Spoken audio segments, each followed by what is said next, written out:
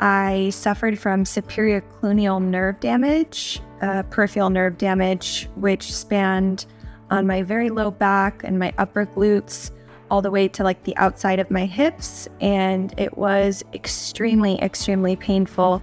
She developed an injury of these nerves related to a radiofrequency ablation procedure, which she was getting for spinal facet joint pain. Radiofrequency ablation is pretty effective. I think it's a good option for people that are having pain due to arthritis or pathology involving the facet joints of the spine. A needle probe appeared to be put in the wrong place, and that ended up injuring the superior cluneal nerves. The superior cluneal nerves have a special name, but all they are is the terminal sensory branch of the dorsal rami of every intervertebral nerve. With Anne, immediately after this RFA procedure, she started to have excruciating pain within the distribution of the superior cluneal nerves mainly. So the symptoms that she really was able to key in on sort of fit the classic distribution of the superior cluneal nerves. She came and saw me. We did diagnostic blocks and confirmed that took away her severe pain. So we did a bilateral superior cluneal nerve neurectomy as the first operation for her. You're disconnecting the nerve, removing as much of a length in that sort of surgical exposure or surgical incision that you can.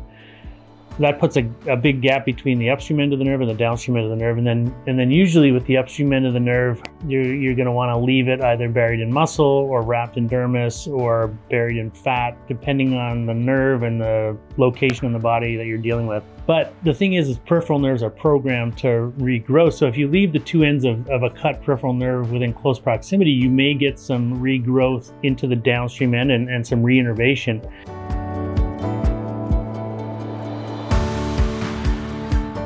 You know, you can have multiple things going on, and the brain may only perceive or really be able to sort of process the worst pain at any one time. We did that. She got resolution of the worst component of her pain. And then this unmasking procedure sort of happened, and she started to realize that now that her worst pain over the central buttock and lower back area was gone, she realized that she still had a lot of sort of sharp burning pain, dull pain over the lateral iliac crest, kind of wrapping into the hip area.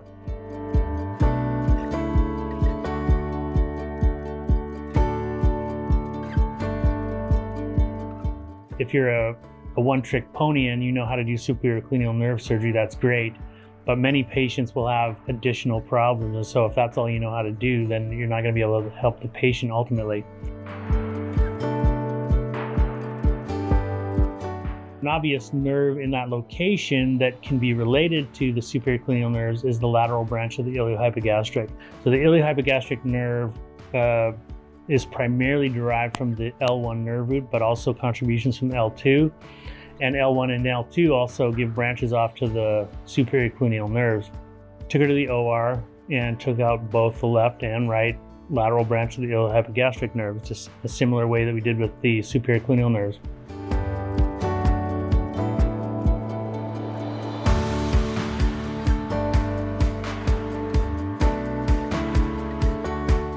When you do this surgery, you can't get frustrated. You got to be in it for the long haul, kind of. You got to be a dog. You can't, give up. You can't get frustrated. I thought to myself, okay, the block, which was done right over the posterior iliac crest, right where this nerve pierces through the muscle and then kind of comes over the iliac crest, resolved everything. So why did taking out the lateral branch not resolve everything?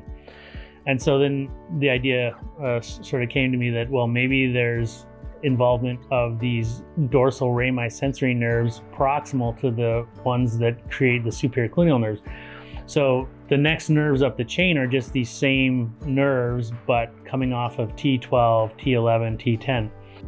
In a third operation, I took her back and took out those nerves bilaterally on both sides. and not really resolve the remaining portion of our problem. With these peripheral nerve problems, you can't image them. There's no blood test that will tell you what the problem is. So you're really reliant on the patient's description of where their pain is.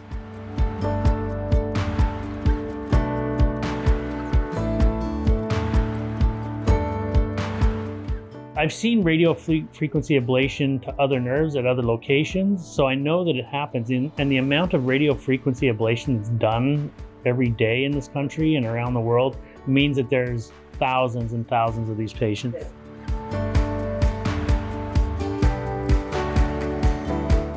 Any dollar you spend traveling to Henderson, Nevada to see Dr. Tollestrup will be the best thing that money could buy. At least that's my hope for you. So thank you, Dr. Tollestrup.